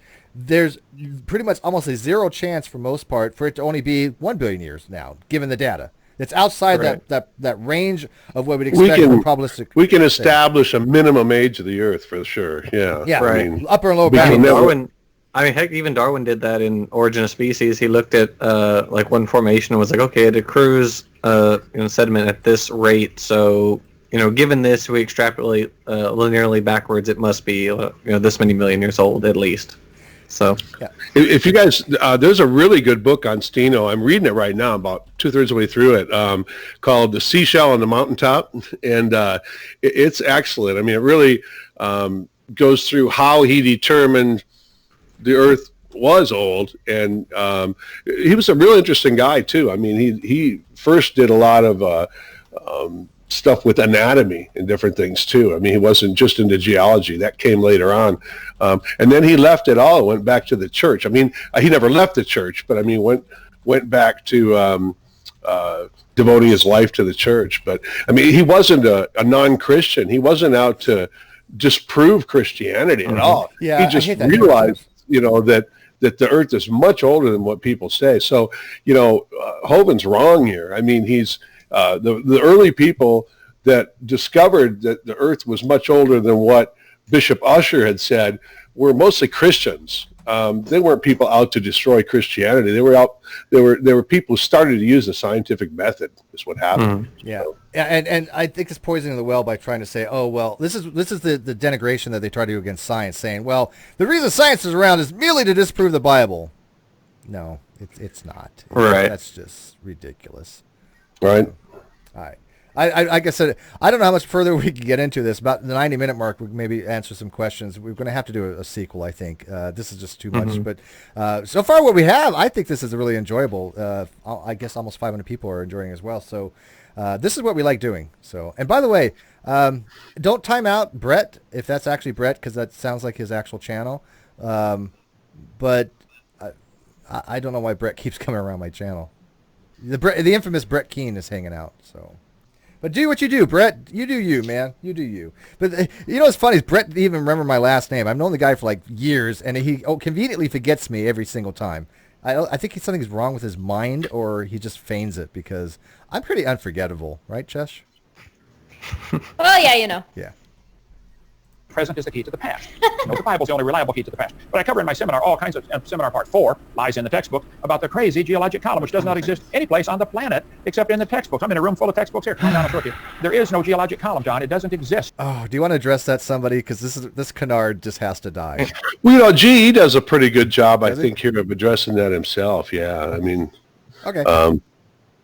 How does that even work? How if you go to the Grand Canyon and you if you look, because you have the rim, you walk along the rims, and you just look into it, you go, no, is that it? No, isn't that it right there? No, I think I think Hovind's argument is that there's no single place on the Earth that has a contiguous. Well, sure, and it's not even possible. Right. And nobody suggests but it's otherwise. Not supposed to be. It's really right. It's a collection of data, Right. and even without dating it. I mean, the geologic column was compiled before before we even had dating methods that were accurate. So it has to do with the law of superposition and everything, how it relates to each other. And it's a super useful tool in geology. It doesn't have to be located in one place. We got layers in parts of Arizona here, that don't exist at the Grand Canyon because it was a different environment at the time. So you're never going to have it all in one place. I mean, you have local geologic columns and you have your overall geologic column, which is by age, but you're never going to have every layer in the earth, Right. You would expect everywhere in that. Would you say there are geologic columns all around the globe? Yeah! She's waking up. That's why this is what happens when she gets over-caffeinated. That's what they were using index fossils for, that was their earliest, chronostratigraphic method. It's like, okay, we have these fossils in this layer in England, but they're also in France. Huh. Well, how strange is that? As Bauman points out, the strat columns or geological timescales, this is how they did relative dating. Right, yeah. So, I mean, this is what everything Hovind has, he just looks at something, and I think what happens is he goes out of his way to go, how can I twist this in order to make this group of people that are not very scientifically literate believe this? I think he manipulates. I know he manipulates it. I mean, I'm convinced beyond all measure of reasonable doubt that he has literally made a career of looking at data, going, how can I change this in order to bamboozle people? And he's so well rehearsed that he sounds authoritative. I mean, he sounds legitimate to his followers. Yeah. Yep. Or people who aren't savvy. It's funny because he's going to bring up, because he's got Alfred Wegener and the Pangea there. But what's funny is creationists were adamantly opposed to plate tectonics until rather recently. Well, just like any theory, I mean, it takes time to develop and to get evidence for. I mean, even back when you remember this, the stories of things like jumping genes and things like endosymbiosis. These were not things that were taken on board immediately. Lynn Margolis and other people had to fight for these types of things. So this is how science works. Your theory, it may be really good, it may be right, but you still have to provide evidence and demonstrate it and work to get that out into the scientific community. It is a process for a reason. It's supposed to be difficult. So it only accepts the best ideas. That's how I look at it. By the way, how's you guys running on time? I mean, I know you guys are busy guys. We're at 90 minutes about right now. But if you guys have... I'm okay. I mean, I got a little more time. I know I've told my girlfriend's grandchildren who live with us here that they can't play games on the computer, internet games until I'm done. So your bandwidth. So they're getting a little antsy, but hey, we got another half hour. Patience is a virtue. Yeah, I always try to keep it down to 2 hours. It used to be I had 4, 5, 6 hour, 8 hour videos. People were like, you need to cut it down, and I agree. So what I've learned is, well, one, if it's less than 2 hours, it'll render faster. Normally, if you have 2.5 hours, what it does is it processes in 2 hour chunks, so you don't get the beginning first. And I think that's a weird way to watch a video. So I want to make sure that it renders all at once under 2 hours. So we'll go for another 15 minutes to a half hour. We'll see how it We can always come back again. Oh, we will. You might want to skip forward, though. I mean, we're still at a third. Where do you want to go? I mean, go up here to maybe closer to 2/3. About 2/3 is where they end the actual debate, and they go into the Q&A. All right, let's check it out. If we are, John, if you believe you are just nothing but material matter, how can you trust your thoughts and the conclusion you come to? Because you think your brain evolved by chance over billions of years, nothing but a bunch of chemicals, just matter. Then you can't even trust your own thoughts. See, this is the type of rhetoric that I'm talking about. It's just negative, just nonsensical rhetoric. There is something called synergy. There is something that affect that you have a relationship that you can have emergence of things like consciousness. So I don't know, correct me if I'm wrong, guys. I know a lot of people and I know a lot of atheists. I don't think I met one that says, hey, we are just a bunch of chemicals that cannot have any kind of consciousness or decision-making abilities or thought merely because they're just chemicals. This is a straw man argument that nobody I know posits. I think that most people I know, even metaphysical naturalists or even materialists, will say that, yes, we are comprised of matter and chemicals and things of that nature. However, they do believe there's some kind of synergy going on and some kind of emergence. There's nothing wrong with that. I think Kent just by fiat just throws that under the rug and says, oh well, you're just like a rock, and if your rock can't think, you can't think, kind of. Oh, there's a really easy answer to this, and it's called you're more than the sum of your parts, Kent. Yeah, that's basically what it is. You are more than the sum of your parts. Bill, did you want to add on that? I mean, No. Okay. No. And conclusions you reach. Well, I don't trust either, by the way, but go ahead.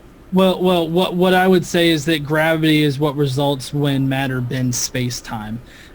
So just to point out how that's actually been at. We don't know everything about gravity, but I mean we know what causes gravity and every. So I mean we know a lot of things about gravity. But as far as how can I trust my own mind, I would say that there are some times when I don't trust my own mind. So I seek for things outside of myself to validate either how I feel or things that I know. And I think that it's in that uncertainty that I can come to the truth of reality. Gotcha. Kent is going free pre-sup, I guess. Never go full solipsism. Yeah, never go full solipsism and never go full pre-sup. Yeah, we our abilities to rationalize and our ability to look at the world and do certain things. Like if I get out of bed in the morning, right, I will actually just take it axiomatically. There's gravity's going to work. That I'm going to be able to put my feet on the floor. I have to make certain assumptions in life that I cannot demonstrate to a definitive thing to say it is absolutely a fact ontologically that gravity is going to work tomorrow. I can't make that jump in reason. I have to just say I accept it axiomatically, and you can't use reason to justify reason. So because that's circular. So what I think Ken is trying to do is saying, well, how do you know that your senses are accurate? Okay, well, we don't know that it's fully accurate, but we have a reasonable expectation of the fact that we rely on certain things axiomatically, and I rely on other people as measurements of our own rationality. But that doesn't mean we can't reason. And just to say that we have epistemic limits does not mean that the Earth is 6,000 years old. It doesn't mean that there's a deity. I think that's the pro-precept narrative, which, by the way, is not an argument. It's a way to actually shut down people. It's not a rational argument to me to say, well, you could be wrong. Well, so what? Why does that matter? Yeah. Thanks so much, gentlemen. Marty Camijo, thanks for your super chat. They asked, or they had a statement, Erg, please tell Kent that machines won't evolve because they don't have genes. Why is that hard for him to understand? I think that one's for you, Kent.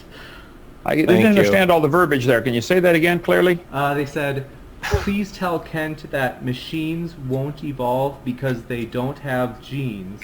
Why is that hard for him to understand? Oh, it's easy for me to understand. I use it as an illustration to show how stupid evolution is. If machines don't have genes, my God. Of course they don't. I understand that. The point. But an animal that has gene code is trillions of times more complicated than it. Okay, first of all, Really? And Auntie says, put this into a jar where you collect for your new glasses. Thank you. I will. Yeah. Does Hovind so miss the point on this? I think it probably intentionally. Yeah, probably intentionally.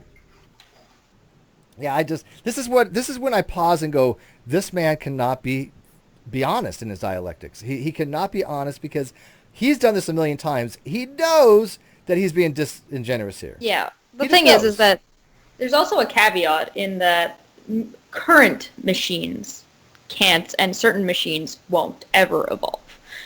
That is to say that provided there's no AI behind it, that is essentially like machines building machines. That's a different type of evolution, though. That's it is. I agree. It's not biological. It would be essentially that the machine has noticed or seen a problem. The AI has seen a problem and has rectified that problem either mathematically or in an engineering sense, and then will make adjustments to whatever machine it's making already. Now that's possible. We could get to that point. We're not that far away from getting to that point, but it would still need an AI. It would still need an intelligence behind it. Like just a rock's not gonna change into a non-rock, Kent. Yeah, no, I agree with that. It's just like I just think you have to be careful on the term evolution because obviously the person asking that question is talking That's about. why I didn't say evolution. I just said evolve. They can change. They Yes, can they adapt, can evolve. Yes, but completely. it's not evolution. Yeah, because the person, they mean it very specifically. This is why they say, well, machines don't have genes, because evolution in biology is a change of allelic frequency in a given population of species from one generation to the next generation over time. Well, that doesn't happen with machines, and Kent knows that. So he's going to say, yeah, of course machines don't have DNA, but they're never going to evolve like an evolutionary thing to have like what does he use, like the skateboard into a car kind of analogy? Yeah, or into an airplane. different things of cars. That's not the same thing. That's why I just don't think he's honest on any of this stuff, because he knows that's not even remotely what people are talking about when they talk about mutations and passing on heredity traits and things using actual genes that is completely unrelated to a car. So Well, at that point, you would almost have to change it from being biological evolution to mechanical integration. fair enough. Any machine. How can you? They can understand that a Ask machine the can't engineer. evolve, but they'll think a living thing can evolve when it. You notice he says that when he thinks a living thing can evolve. Okay, first of all, organisms don't evolve. Populations evolve. Yeah. And he knows this too. People have told him this. But you see, He accused me of making that up and changing the theory of evolution when I said populations evolve, not individuals, during our debate. Remember that? I don't, but I'll take your word for it because I trust you. But yeah, no. Did he? I don't remember that part. But did he really think you were making it up? Because that's like that is what evolution is populations. He actually came back with a video that he put out after our debate saying that Bill. He's changing what the theory of evolution says by saying that populations evolve. Wow. No, I never changed anything. Has he never heard of the field of population genetics, which underlies evolutionary theory?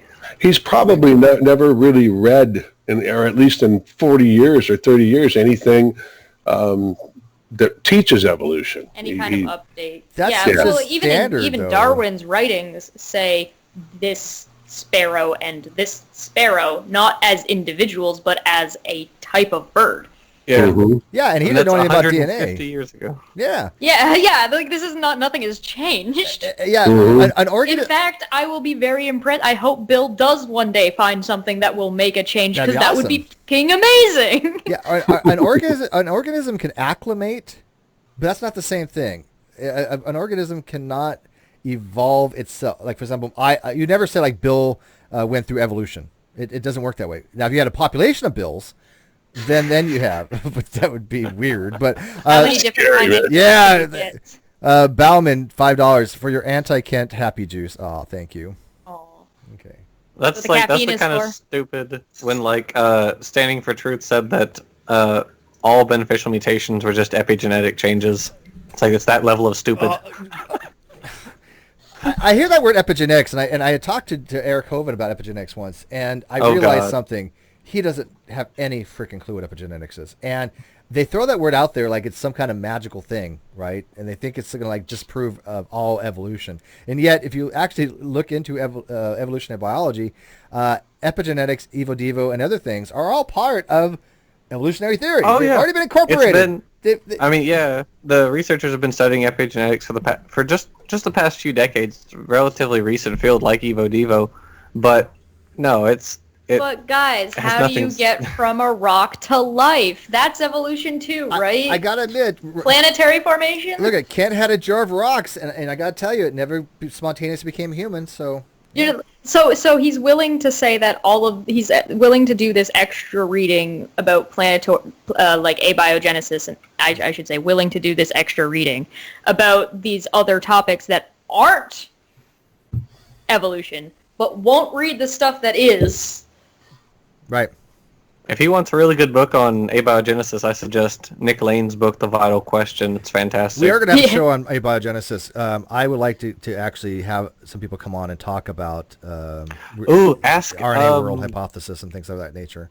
the guy stated clearly, John Perry. You should ask him on. Yeah, for no, that. I like stated clearly. I debated him, and he got a little hurt over it. But we actually get along really well. I mean, I have the utmost respect for State of Clarity. I love his videos, always will. His videos are amazing.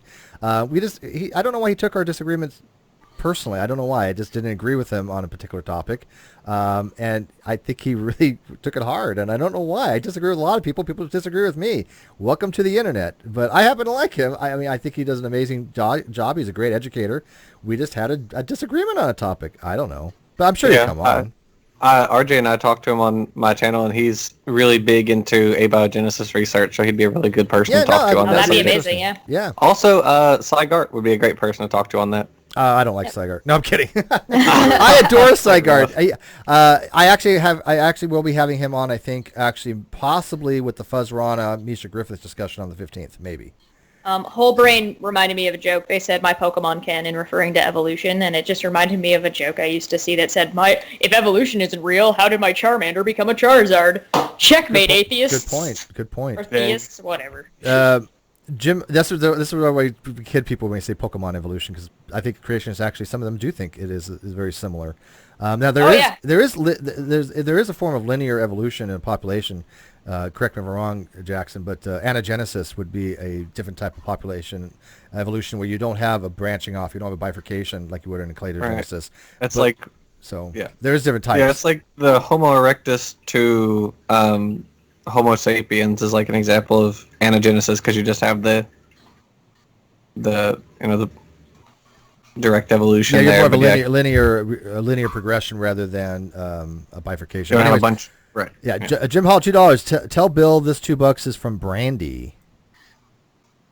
I like to tease people because a lot of specifically because like when it comes to dragons and when you're talking about like the more mythological type things that show up in the Bible and things, they're like there are these giant they're these dragons, there are lizards, they were basically dinosaurs. It's like realistically, if you break down what a dragon does, it's basically a bug. Real quick, because we are going to wrap it up here soon. Brian Stevens says, my question is at 129:45 in the video. Kent just says pure nonsense to it. Okay, let's check that out. By the way, Brian Stevens and I, at some point, will eventually, and I think we may get with Ozzy, maybe, but we are going to be actually having a video discussion on the null hypothesis and explaining that and some of the misconceptions I see along the lines of defaults to propositions and this weird misuse of the null hypothesis. He's actually a statistician, so this is right up his alley. All right, so let's go here. 1 minute 29 seconds. 1 hour 29 minutes and 45 seconds. So 1 sec. Let me find it here.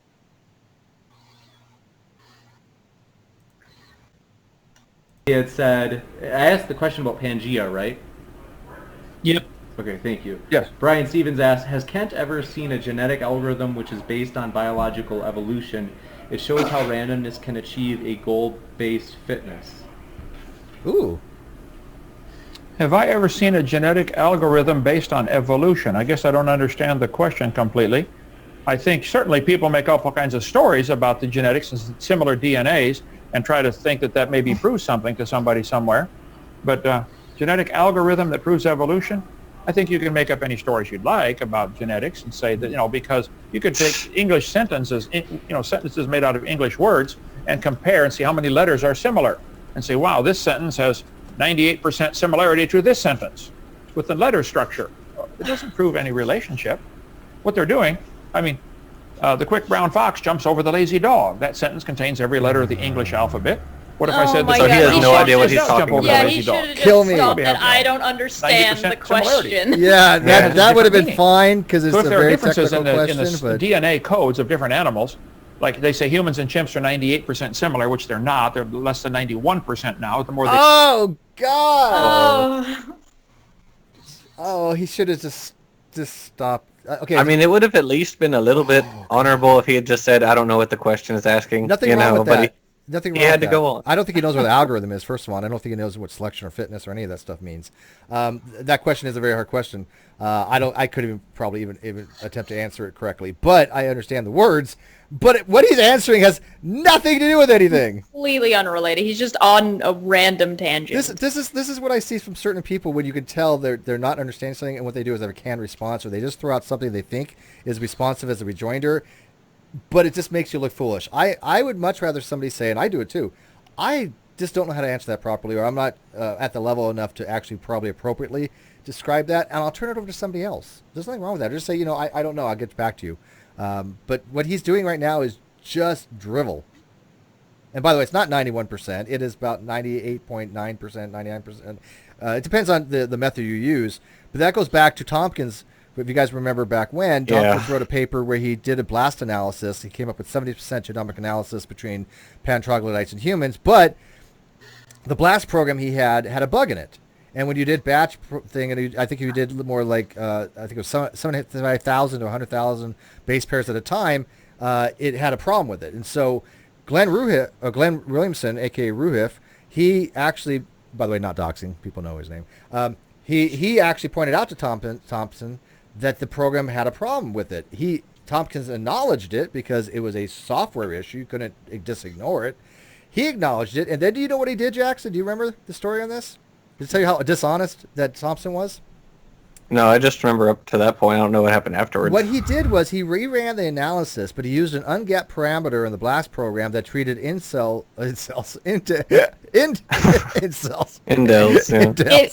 If I'm understanding, that's funny. People got that joke. He treated indels as instead of one mutation, because usually an indel is a whole bunch of base pairs that have changed, which is a one insertion. Oh, and he treated he counted each individual base pair as a difference rather than just one is normally done, which he came up with about 80 to 85% genomic analysis, which is not how it's done because we treat an indel as one just like one whole thing. Right. But he wanted to get it close to a 70% number, right? It was just dishonest, right? That's crazy. Incels. That's funny. I'm never gonna live that one down. I have not. That's pretty shady. That's what happened. Go read Riff's blog on it. I have read the Tompkins. I guess the Tompkins stuff I'm more familiar with was his chromosome 2 argument, which was just an absolute flop. Yeah, because did a whole video on that. I mean, what he argued, and I know we're going to level off tangent here, but what he argued, for people not be familiar with it, he argued there was an active gene across the human chromosome fusion, PT 12 and 13, and it was called the DDX11L2 gene. And the DDX11L2 gene is an actual gene that has a canonical transcript, but it doesn't have any real activity to it. The highest RPKP was RPKM. It's a pseudogene. It's a pseudogene, and the highest read I think was 3.8 RPKM. It's like indistinguishable from random noise. Yeah, it was in the testes, in the tissue there. It was really, really low background noise, and so it didn't seem to have any kind of actual transcript across the fusion itself, and it had all these alternate reads. But it was alternate. Yeah, if you go into Ensemble, it actually tells you it's a non-functional pseudogene. So he wrote another paper more recently where he like rehashes that argument, or attempts to at least. This is why I don't think any of these people are honest. He has to know this is BS. He's an actual, geneticist. He's a geneticist. Yeah. So yeah, I don't get young creationists. When I look at like Steve Austin do his geology, when I look at Jason Lyle do his astrophysics, Andrew Snelling, does Georgia Purdom does geology, genetics. When I see these people do what they do, I have to think to myself that they are deliberately being dishonest. I really, it's hard for me to even give principle of charity enough to say, how could you be that educated and make mistakes that a layperson can point out? Yeah. That's pretty sad. It is. All right.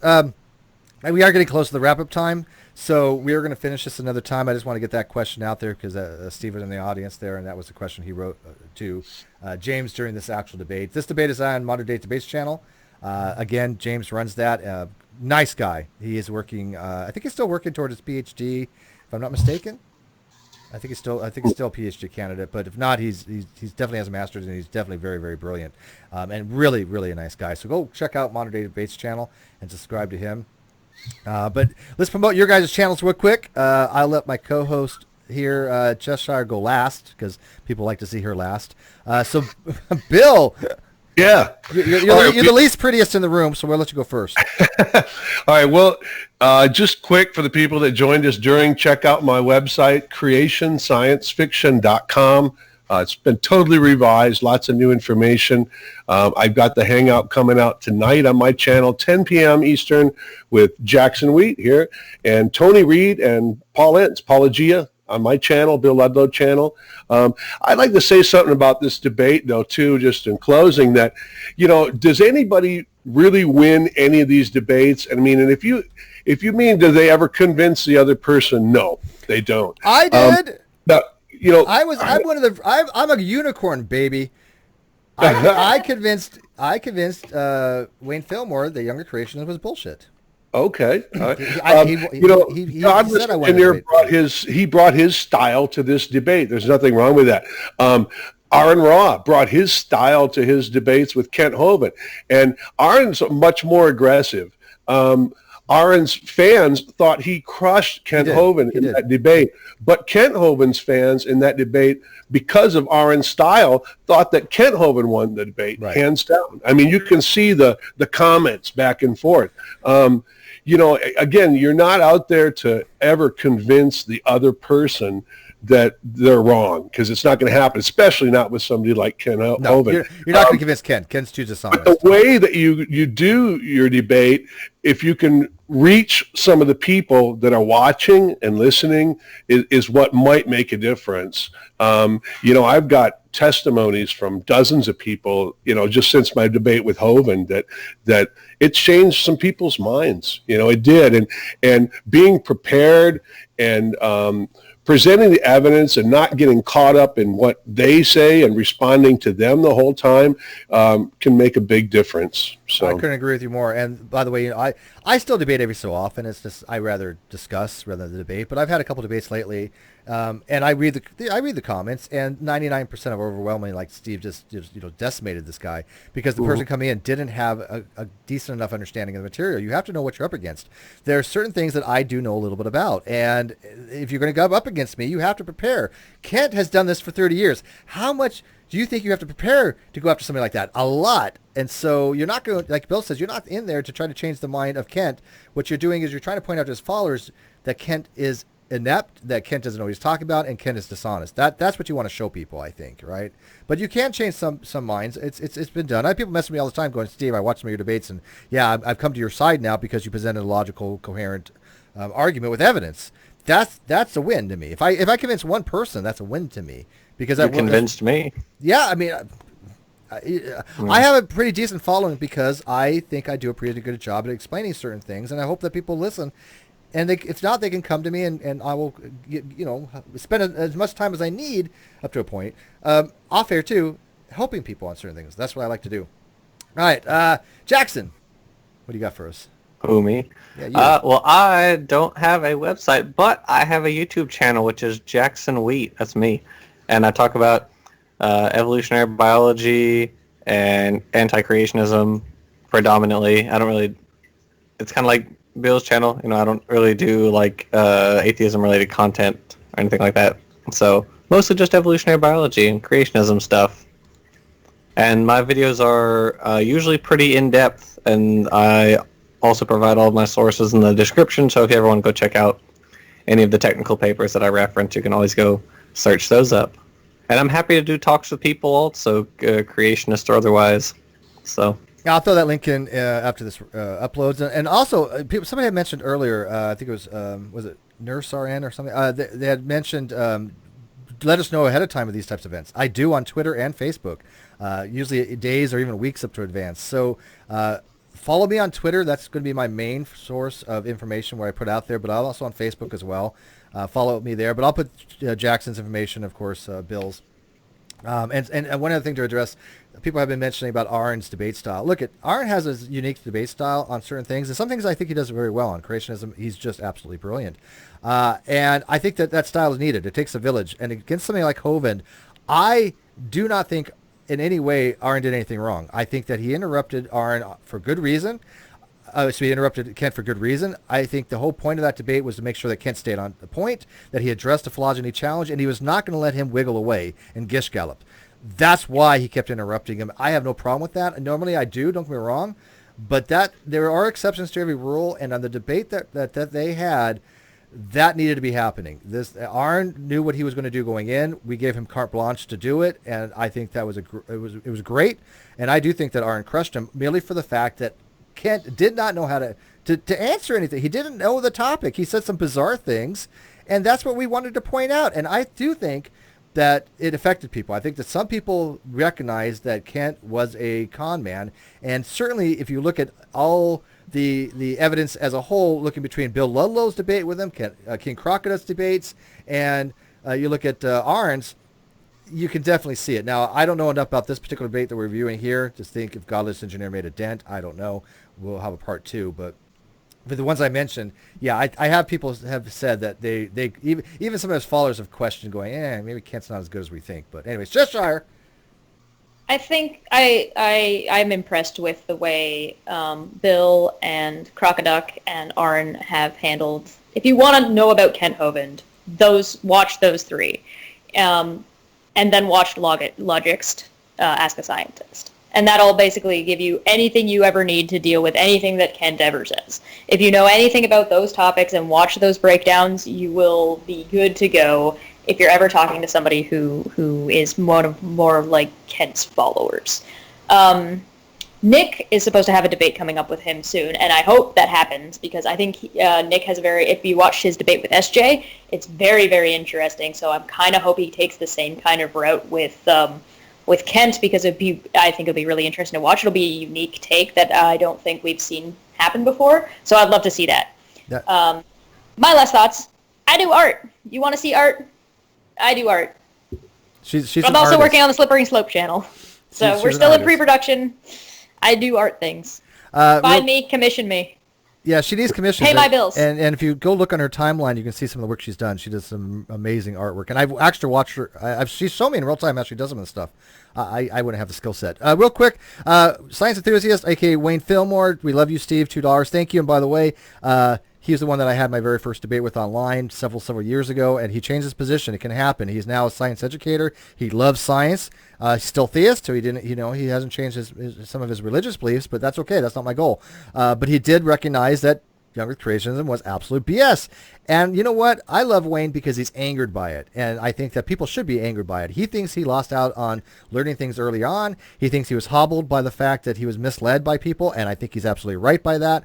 Young Earth creationism, flat Earth, all that kind of stuff. It's just dangerous to society because it cripples people intellectually and it prevents children from learning things properly, and I think it affects them later on. This is why I'm against it. This is why I think Bill, Jackson, Cheshire, and everybody else in our community is against this stuff. I hope people watch these things, not just for the entertainment value, but I hope they also watch because these things are detrimental to a healthy society and to our kids. So, side note, I might be live again in a couple of hours over on Red's channel. You can't get enough Cheshire. Go watch her I'm everywhere. Right. I'm going to do the lead out here. We do have hot mics because I can't turn the mic off. I don't know why it doesn't work, but we are going to be leading it out here, guys. Thank you for watching. Don't forget to like, subscribe, let love.